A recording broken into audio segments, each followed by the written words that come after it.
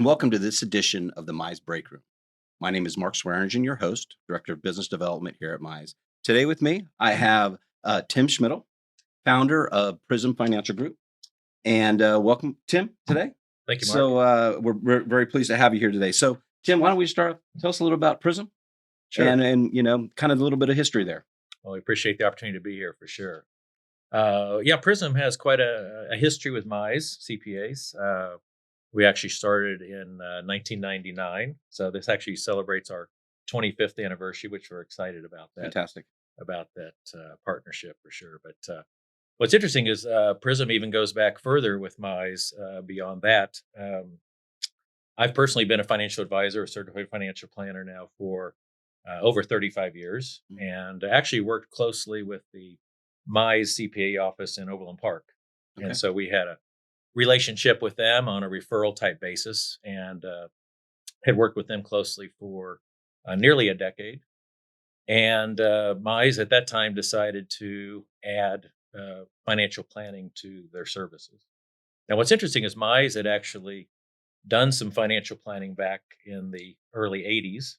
One of their CPA partners had actually gotten their CFP, and they did financial planning more on a fee basis. And I think that had worked well. But I think at this point, Mize wanted to really venture in more to investment management, financial planning. And so they really had a lot of opportunities in the industry at that point in time where other accounting firms, specifically firms associated with BKR International. It's an international group that Mize has been an associated member for some time. And Tom Farrell, one of the tax partners in the Overland Park office, came back from that meeting in 1998 and said, really, Mize needs to start a financial planning oriented firm.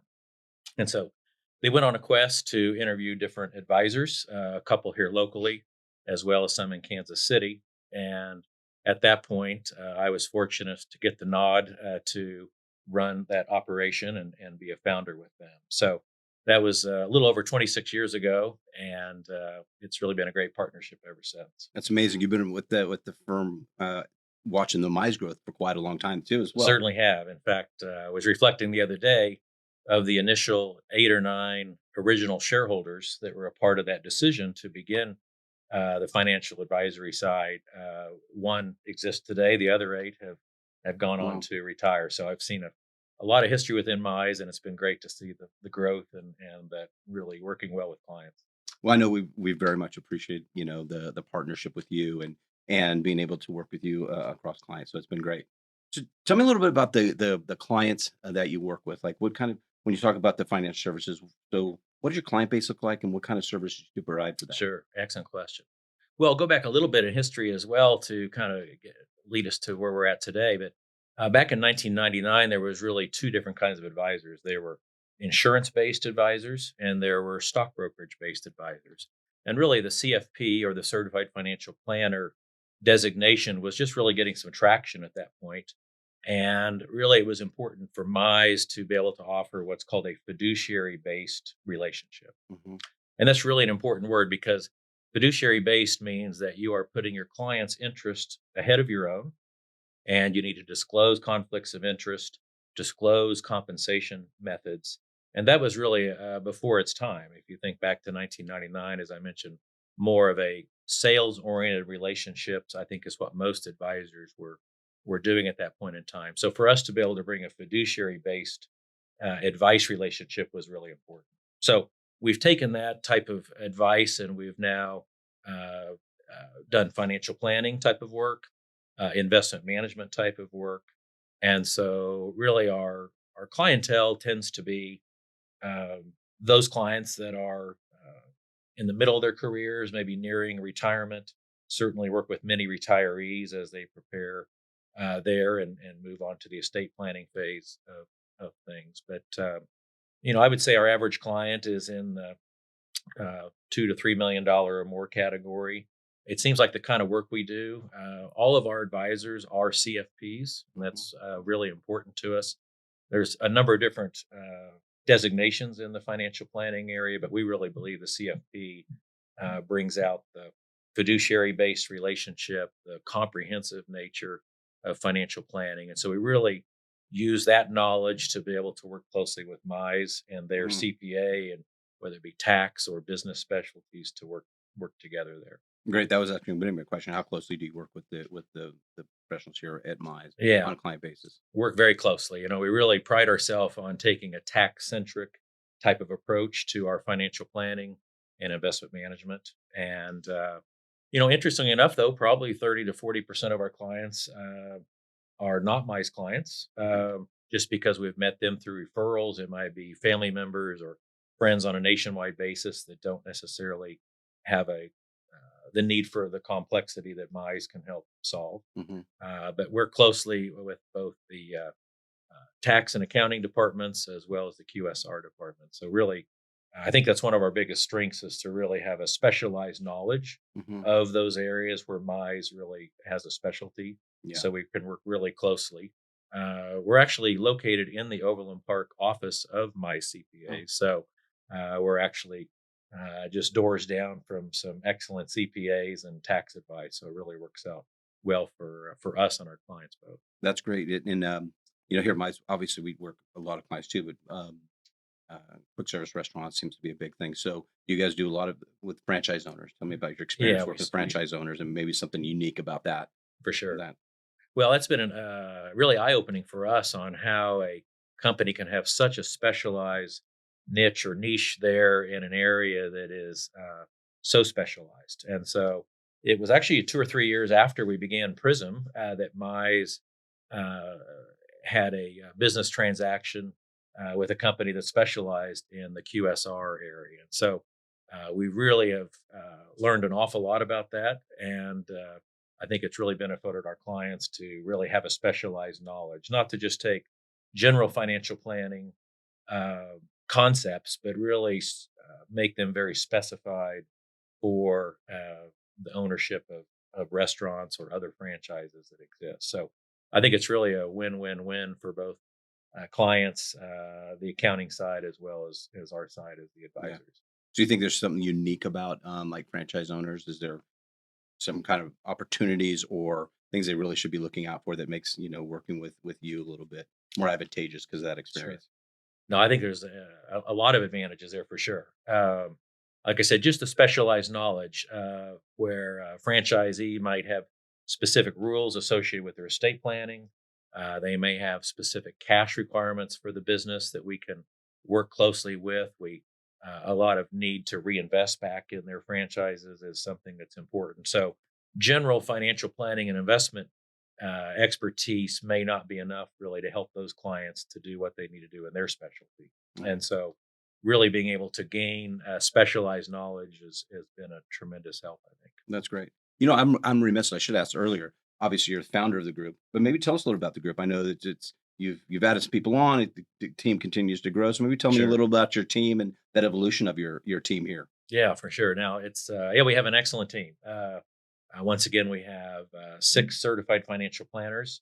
They're all of us located in the Kansas City area, with one exception. We have an advisor there in Denver.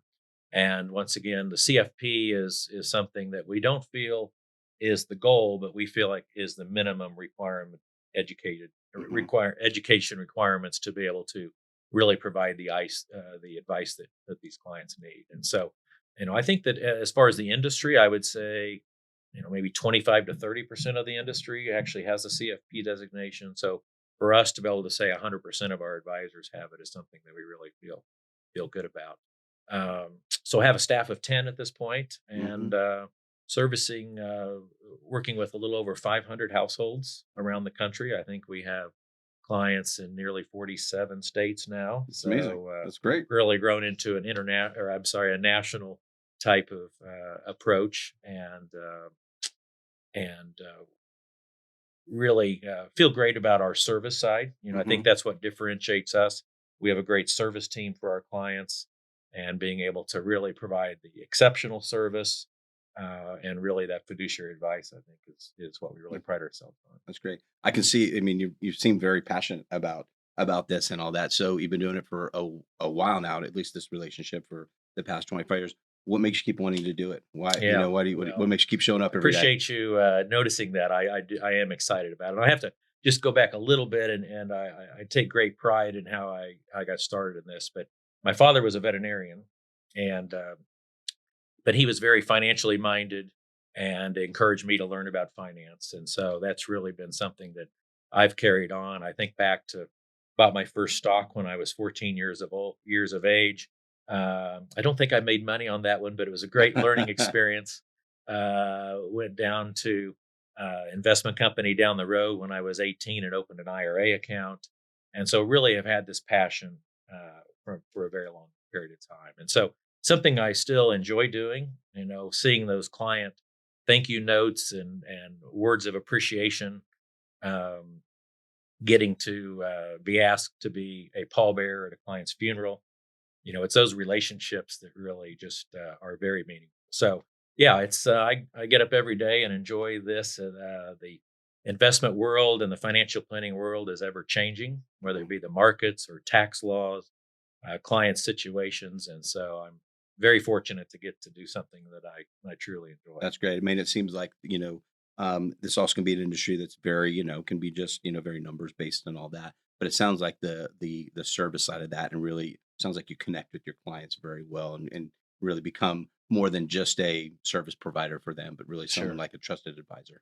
No, I like that word a lot, the trusted advisor. It's really what differentiates you from somebody that is just has it as a job. I Hmm. think, it's really a career where we're our clients' partners in terms of helping them meet their goals and really are there looking out for their best interest over time. And our relationships span generations, Hmm. right? I think on several clients, we're on the third generation now and working with the grandchildren of original clients that may have been a client 30 plus years ago. So it's very rewarding to see the progression.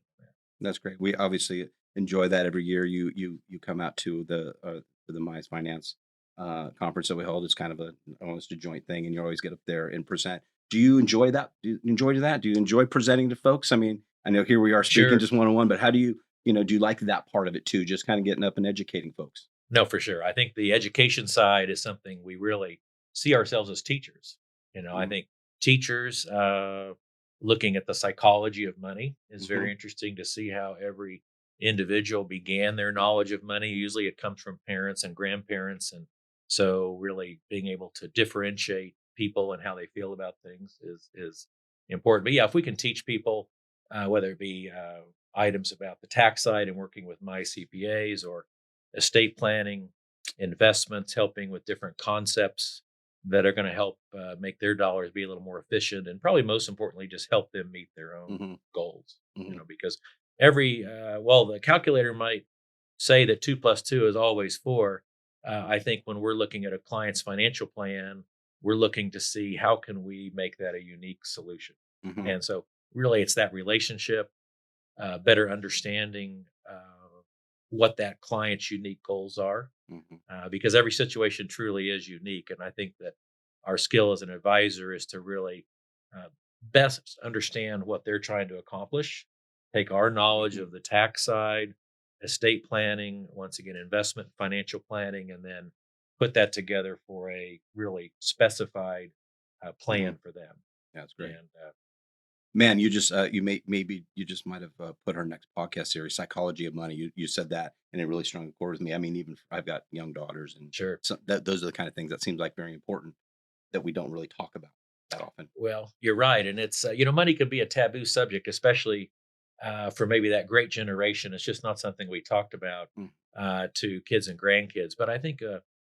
healthiest type of relationship about money is to be open, to a degree that makes sure people are financially mature enough to be able to handle certain discussions. But really, I like the idea of educating people as they go, so they are prepared at some point with to have success with the financial dollars that they have available for their future. But so we work closely with intergenerational Mm. planning. Mhm. I can think of specifically one client. I think for 10, 15 years now, we have a family meeting every December, and we go through the full financials of business side and what's been accomplished there. We take a look at the investment side, include the estate planning. So really, when we get to a certain point, if we can have those open discussions, I think it's That's certainly amazing. helpful. That's amazing. Yeah, it's good stuff. That's great. Well, I think certainly everybody who's watching this should be, if you don't have somebody, you should be calling him and talking to him and his team about what you need. Anything else you wanted to talk about with the relationship or what you have going on there at Prism? Well, I think I just can't stress enough the team approach between Yeah. financial planning, investment management, and the accounting side. And so, whether it be the tax side or monthly accounting or planning for a business, those really go hand in hand. And I would say that when we have our planning meetings, it's helpful to have both sides. And we also include estate planners as well Hmm. in our meetings, just to be able to. Uh, Plan for the long-term future, plan for that next generation. So, we're just really fortunate and happy to have a Yeah. relationship with Mize and all the great clients of Mize. And so, we'd be more than happy to certainly have an introductory meeting Yeah. with anyone within Mize. Our website is prismfg.com, Prism Financial Group, as in prismfg.com. And we certainly do attend many of the Mize events, as we've talked about the finance meeting, other franchisees type of events that are on a national Hmm. scale. So we're typically available with alongside the Mize booth there to Yeah. meet clients in person, because we really those in person meetings and that relationship are just so important.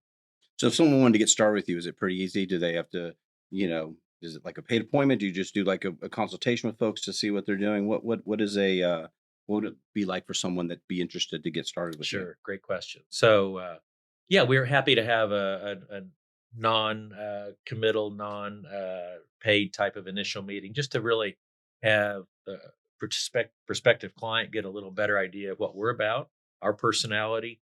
We get to get a better idea of what they're trying to accomplish, see if those are goals that we think we can help them get to, and so really it's a dual hiring process is the way I would think about it. And there's certainly relationships that aren't a great fit either Hmm. way. Hmm. So we want to find that up front. And we really like to ask the question of, you know, what would 5 years from now look like for this to be considered a success for our Hmm. clients? And so we really try to find out on what they're wanting our help with, and making sure that's truly something that we can help them work towards and be successful in. So typically we'll request a some introductory documents. Hmm. Typically get permission to request a tax return from Mize if that's who their accountant currently is, and we'll take a look at that information, use as a guide to kind of guide our questions, and just make sure. More importantly, in those meetings, try to understand what their goals are and what they're trying to accomplish. And so once we understand what they're trying to accomplish, once again, can take our expertise and familiarity with different financial sides of things, then we can come back with some ideas. And so, really that first meeting is just a very introductory, Hmm. very initial phase. We really pride ourselves on doing continuous discussions Hmm. on reviews, whether it be investment reviews, financial planning reviews, and just making sure that we're continuing to move toward those targets that have become important for our clients. That's great. Building relationships. Exactly. Perfect. Well, That's the most important part. Tim, it's been a pleasure actually getting to know you the past couple of years too. We really appreciate your partnership here. We look forward. You said prismfg.com. PrismFG.com. So, also, if you have any questions here, you can reach us at breakroom at mycpas.com, and I can get any information off to Tim and his team. Tim, it's been a really pleasure today. Thanks for taking some time Thank you, today. Mark. This is probably what you normally do, but we really appreciate this and sharing all this insight with Well, with our listeners. thanks for the time. All I right, thank you appreciate very it. much. Thanks for listening to another episode of the Mize Breakroom. If you watch this episode on YouTube, please like and subscribe so you never miss another episode. You can find the Mize Breakroom anywhere you can find podcasts. If you like what you heard, please rate and review the podcast 5 stars. Looking for more information? You can find us on most social media platforms at Mize CPAs. Thanks for listening, and see you next time in the Breakroom. Mize Breakroom is produced by Mize CPAs and hosted by Marc Swearengin. Mize CPAs is not a law firm and does not provide legal advice. The information shared in this podcast is for general information purposes only and is not intended to constitute legal or technical accounting, tax, consulting, and or professional advice that may apply to your specific business.